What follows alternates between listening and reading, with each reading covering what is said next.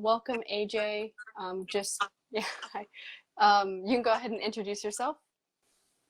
Hi, I'm A.J. Young, film student and aspiring slash amateur filmmaker. I'm also an online content creator, primarily through TikTok, and also just sort of a general film and filmmaking fan. All right, great. So our first question is just, how would you define new media? That's a new term, so make sure people know what we're talking about. So in my non-academic definition, I would say new media is typically like any sort of media that relies on computers for distribution. So you have things like television or print news that can be adapted to computer distribution via the internet. So you have like streaming services and news websites and stuff like that. But they wouldn't really be considered new media because you can still get those things even if you don't have computers in the mix. Personally, when I think of new media, I like to split it into two categories. You have non-participatory new media, so like your most informational websites, your Wikipedias or your online news. And then you have your participatory new media, so you've got things like online games and pretty much all social media. Great, great. So my next question is, let's see, what are some potential advantages or disadvantages in a shift to non-traditional filmmaking? So I think first off, I think the most obvious shift we might see in terms of filmmaking or to non-traditional filmmaking is basically just an interactivity, the way that audiences and filmmakers sort of connect. And I think an advantage in stuff like that is that it forms a stronger connection. It allows filmmakers to hear more directly from their audience and what they might like to see, and basically just tailoring their content to their target audience in a more direct way. And on the flip side of that, audiences might feel more loyalty or more sort of awareness of creators, because as it stands now, people aren't really so much aware of the people who are making the film so much as just what the films are about or what other people are saying about them. And so I think it might bring back the idea of the filmmaker as a star. In addition to that, I think as we shift to non-traditional filmmaking, it might, from like an artistic perspective, it might bring about new experimental techniques and styles, things that can sort of redefine how we traditionally make films. And I think a big one, at least for me personally, is that it makes filmmaking a lot more accessible. It makes it less about who you know and how you can break into the industry, and more just about what you can do and how you get it out there, because it makes it a lot easier to post something online and send links to your friends than it is to try to convince a producer to pay you to make your project. As far as disadvantages go, the flip side of the filmmaker audience relationship is, of course, the possible development for parasocial relationships. If you've done any sort of research, or even if you have firsthand experiences about how online content creators interact with audiences, you know that there is a very significant downside to it, where people will display toxicity or any sort of negative qualities as part of that quote unquote relationship. And so that could definitely something that could find its way into the film world if we make a shift to non-traditional filmmaking. And of course, as the name implies, it is very much a death of traditional filmmaking, and maybe the things that come with it, like theater experiences and like award shows. I mean, those are definitely on the way out. Oscar ratings are declining every year, but that's another conversation. And personally, I don't know how I feel about that. I keep going back and forth. I know there are a lot of what you would call the old guard who are kind of lamenting the death of the traditional film, so to speak. Yeah, and just to piggyback on, I like how you say that it makes filmmaking a lot more accessible. And it's been interesting to me also as an editor to see editing become more accessible too? It seems like everyone has these, like TikTok has their built-in editing and Instagram has their built-in editing and stuff. Um, I know you're an editor too, so I was just curious, sidebar, what you think about the fact that like everyone's kind of an editor now.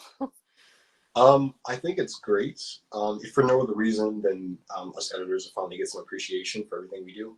Um, but also, like I said, I think accessibility for stuff like this is great because I think it makes filmmaking less of a elitist art form, and it makes it um, just something that anybody can do in at least some form. And I think having more diversity in that aspect will lead to just stronger creative world out there for film, and that's never a bad thing. Yeah.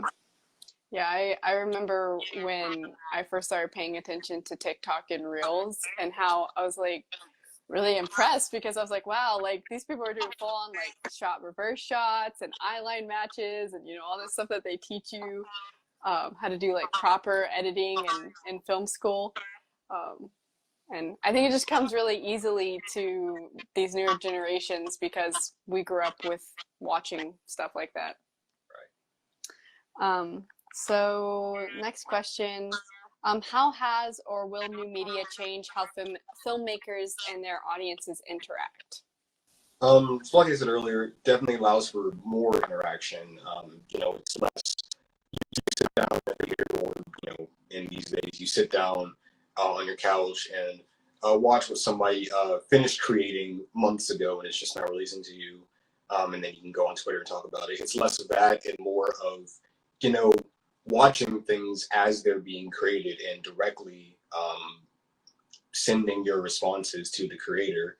Now, of course, that depends on the creator's willingness to listen to what people are commenting and sending. You could just block it out and do what you're doing, which is, in some cases, I think a valid approach. Um, but I think due to the new medium, um, I think it would, in many cases, be beneficial to kind of take advantage of that interactivity.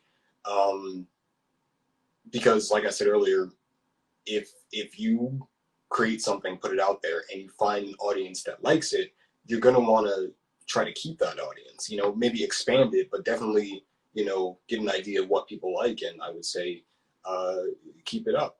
Um, on the audience's end of it, it's much more of a instant gratification thing as far as getting content from their favorite, I guess, new filmmakers. Because traditional films, you hear them announced a couple of years in advance. You see a trailer months in advance, um, and you got to wait and wait and wait until you can finally see it. And while that builds anticipation, um, some people find themselves frustrated with it, or even just forget that the film is coming out entirely. Whereas online content creators, um, and what we would call the non-traditional, the new filmmakers, they can put things out like a week after they say they're working on them. And audiences don't wait that long, and they feel like they have more of a connection to the filmmaker because there's like, we're giving you cake instantly instead of making you wait a year for it. And I think all that builds up to just more of a um, audience loyalty to the filmmakers, and sort of a filmmaker bond with their audiences. I think by and large that can be a positive thing and lead to more just more of a different way of looking at how filmmaking works and how that sort of thing can be distributed and consumed. Yeah, and we even see that kind of instant um, interaction built into the app with like I've seen on TikTok, you can like respond, you can make a video response to a comment. And I see a lot of people will take suggestions from the audience, like especially artists and stuff will be like, oh, give me a suggestion for what I should paint or something. Um, and I think that's just a really cool way for an audience to connect. Right. Let's see. Last question. What do you think the future of new media looks like? And also, kind of like, piggyback on that question as well. What do you think, how do you think the future of new media will affect kind of traditional films that we see right now, like in theaters and stuff? I think the future of new media is definitely going to lead into uh, participation and participatory methods of distributing the media. Um, I think the rise in these uh, video content sharing apps like TikTok is probably the biggest example right now, but also Instagram's getting in the game, YouTube's been in the game for years. Um, I think the rise of people having access to that, both as creators and as consumers, um, definitely is getting people an idea of what people are interested in and how likely we are to make that shift. Um, New media as just as a beast is very much defined by how people are using it and what they're using it to create and consume. And so whatever trends in culture emerge probably give us a better idea of exactly how that's going to evolve. For example, hypothetically speaking, we all spend a year locked in our homes because of a global pandemic. I think people will start taking a lot more advantage of uh, social media and finding non-traditional ways to create things when they don't have access to the same resources that they did. God forbid that happens. I mean, you can imagine that. Um, and as far as it affects filmmaking, I think the idea that there's sort of this invisible wall between creator and consumer is going to start breaking down, and you might start seeing consumers as creators and creators as consumers, and there's sort of back and forth between everybody where there is not, column A, column B. It's just very much people deciding, you can do a little bit of filmmaking ourselves, or we can, as filmmakers, interact with other filmmakers as consumers. And it's just less of an invisible wall. And whether or not you think that's positive or negative, depends on you and how you view it all. I definitely think it could go either way as far as general consensus goes. Just remains to be seen. Time will only tell. I'm very interested to see where it goes, though. I think it's going to be a very interesting shift, and I think it's going to happen sooner rather than later.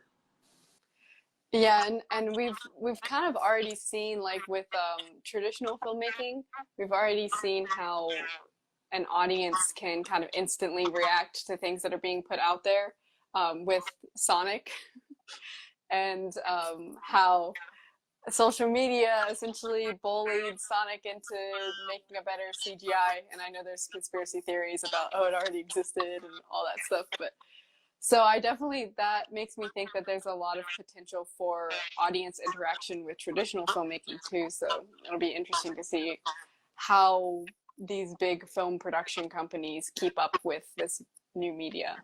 Yeah, like you said, I think the more the big production companies who are still by and large um, making traditional films are very much already cluing into the fact that the way people react to it, even before the film comes out, has a very um, large effect on how the film ends up being perceived, and so even that is sort of participatory element of traditional film, and so who knows what's going to look like when we start making a big shift into non-traditional filmmaking. So just to wrap it up, AJ, are there any kind of like shameless plugs you want to throw out there? Um, if you guys want to follow me on Instagram, it's a.j.lastname should be at the top there. I haven't posted on TikTok in quite a while, but if you want to go follow me there, it is a.j.lastname. Hopefully I'll get back into it soon. Yeah, aside from that, I'm around. Everyone in Atlanta, hit me up. Yeah, definitely check out his TikTok, guys. He's got a lot of cool stuff. All right, peace out. Have a good night.